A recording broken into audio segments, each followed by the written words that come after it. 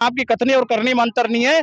तो राजस्थान में जो आप अटल प्रेरक की भर्ती करने जा रहे हो, इनमें राजीव गांधी युवा मित्रों को मौका मिलना चाहिए, क्योंकि आपको पता है कि बेरोजगारी कैंसर से भी बड़ी बीमारी है। इसका अगर हम किसी सरकार के होते तो हम साल डेढ़ साल तक घर पे रोडों पे संघर्ष करते क्या? नेता और नगरी वाले लोग तो छट गए, आप छटनी कर लो, हम उसके लिए भी मंजूर है। अरे आप रोजगार देने की बात करते हो, जो रोजगार लगे हुए थे उनको क्यों उठाया आपने? देश में राजीव गांधी युवा मित्रों की बहाली को लेकर लगातार संघर्ष किया जा रहा है। आपको बता दें, पिछले कई दिनों भी इन्होंने शहीद स्मारक पर धरना दिया था। लगभग 75 दिन तक इनका धरना चला था और आज भी ये अपनी बहाली की मांग को लेकर लगातार संघर्ष कर रहे हैं। फिलहाल हमारे साथ मौजूद है कुछ राजीव गांधी युवा मित्र के पदाधिकारी, जिनसे हम लगातार बातचीत करने की कोशिश करेंगे कि किस तरह का संघर्ष किया जा रहा है। सर, लगातार आपके द्वारा संघर्ष किया जा रहा है बहाली को लेकर, किस तरह की बात? सर, हम पिछले 1 साल से संघर्ष कर रहे हैं। पूर्व सरकार में राजीव गांधी युवा मित्र के तौर पे लग रहे थे, केंद्र व राज्य सरकार की योजनाओं का प्रचार प्रसार और पात्र व्यक्ति को योजनाओं का लाभ दिलाते थे। वर्तमान सरकार ने सिर्फ एक राजीव गांधी नाम जुड़े होने के चलते हमारी सेवाएं समाप्त कर दी। इस 1 साल में 75 दिन हमने शहीद स्मारक पे धरना दिया, हमारे साथियों ने अनशन किया, खून से हमने पत्र लिखे, कनक दंडवत चले।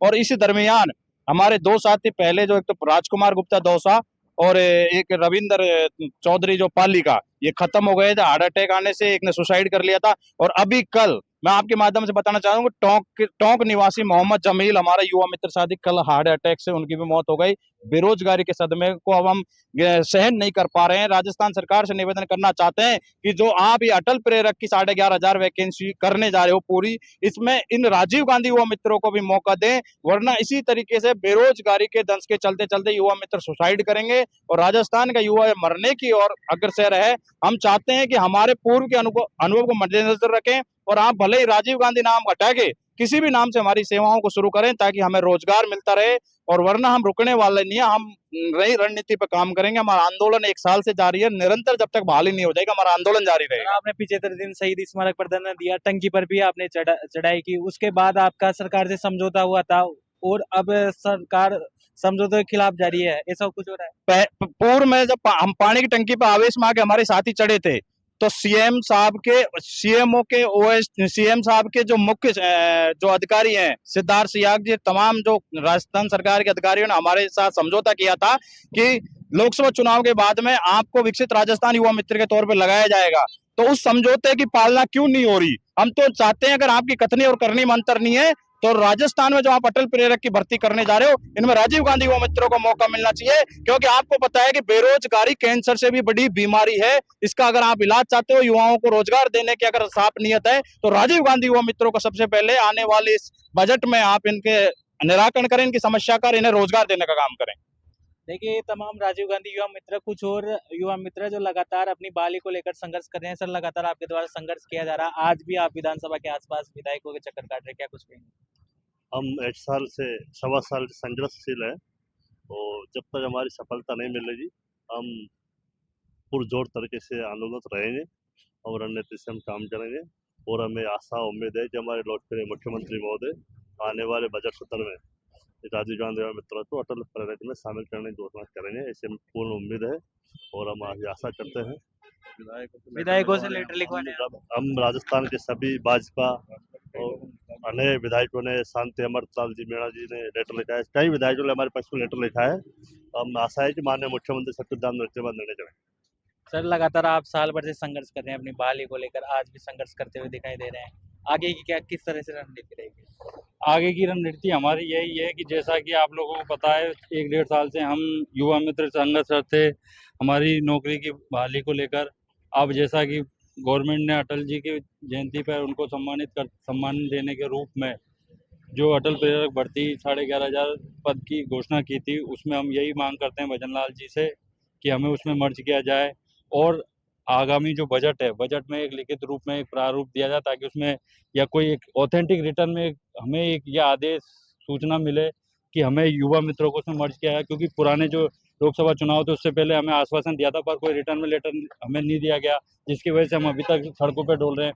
और अभी हम विधायक आवास के यहाँ पे हैं, कई एमएलए विधायकों से मिले हैं, जिसमें कैलाश चंद मीणा जी है, शांता अमृतलाल मीणा जी भी है, और जो बीजेपी के जो अन्य जिला प्रमुख है वगैरह, वो सारे लोग पत्र लिख रहे हैं हमारे समर्थन में, क्योंकि वो जानते हैं कि युवा मित्र जनता और सरकार की योजनाओं के बीच की सबसे महत्वपूर्ण कड़ी है। वो ये कड़ी अगर मेंटेन रहेगी तो योजनाओं का लाभ जनता को, गरीब लोगों को मिलता रहेगा।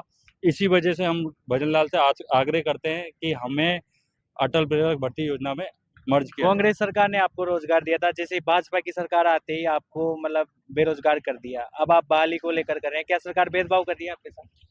सर, जैसा कि कोई भी सरकार हो, पूर्ववर्ती सरकार में कोई ऐसे ऐसी जो भर्ती निकलती है तो उनका मानस ये बन जाता है कि कांग्रेस के लोग हैं या जो भी सरकार है उनके लोग हैं।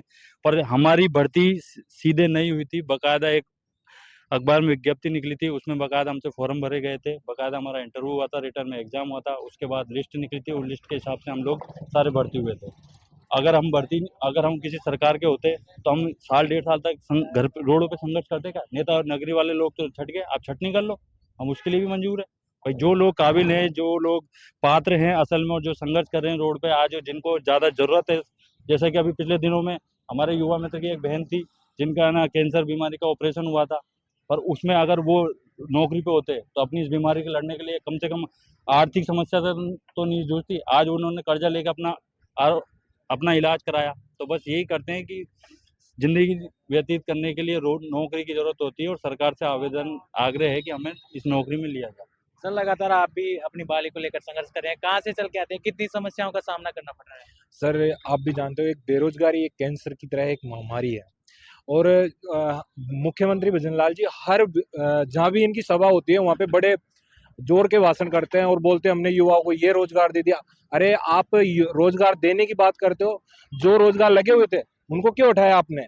अगर आपने पॉलिटिक्स इशू की वजह से उठाया तो उसके अंदर आपको देखना चाहिए था कि ये बंदे क्या कर रहे थे, उनका पूरा डाटा देखते पहले। उनको एक बस राजीव गांधी नाम जुड़े हुए होने की वजह से उनको इस नौकरी से वंचित कर दिया। उम्मीद है आपको भजनलाल सरकार वापस बहाल करेगी।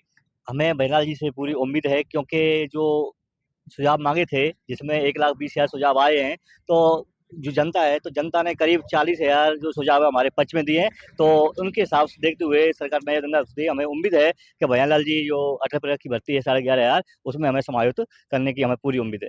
देखिए तमाम राजीव गांधी युवा मित्र हैं जो पिछली सरकार में इन्होंने कार्यकाल में अपना रोजगार लिया था और उसके बाद जैसे ही भाजपा की सरकार बनी इनको भाजपा की सरकार ने बेरोजगार कर दिया, जिसके बाद लगातार इन्होंने शहीद स्मारक पर धरना दिया, टंकी पर चढ़े और इन्होंने काफी प्रयास किया और अभी तक भी ये प्रयास करते हुए दिखाई दे रहे हैं।